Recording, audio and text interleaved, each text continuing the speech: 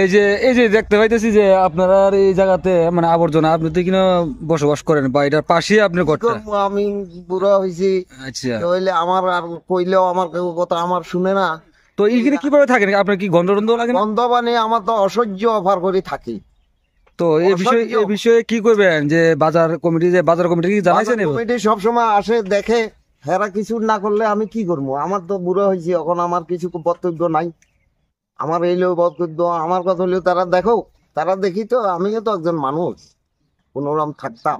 মানে খুব কষ্ট করে থাকেন। আর কষ্ট তো আর শেষ নাই, সন্ধ্যার সময় আইয়া দেখিয়েন বইন জানা গন্ধে এমন অবস্থা। তো এই হেরা কিছুই করে না, কমিটি আইয়া দেখে, আইয়া কয় পরিষ্কার করবো, এরপর আর নাই। এরকম কতদিন ধরে এখানে পড়ে রয়েছে এই আবর্জনাটি? এই 2 বছরের উপরে হইব। আস্তে আস্তে বাড়তে বাড়তে বাড়তে বাড়তে এইভাবে হয়েছে। আগে একটা দোকান আছিল, ওই দোকানটা বন্ধ হয়ে গেছে। তো এখন এটা নোংরা হয়ে যাবে।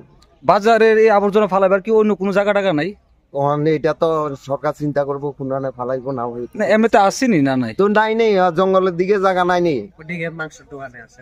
তো মাংসের দোকানে হে দিকে কি লেগি তোর ওইদিকে পুরো রুক্মিণী পাড়ার দিকে যাইয়া হেদিকে কত জায়গা পড়ে রয়েছে টিলার আশেপাশে, টিলারে নিয়ে ভালাই দিলেই তো সারে। ওইখানে আছে মাঝখানে সামনে আরো এখানে একটু একটু করে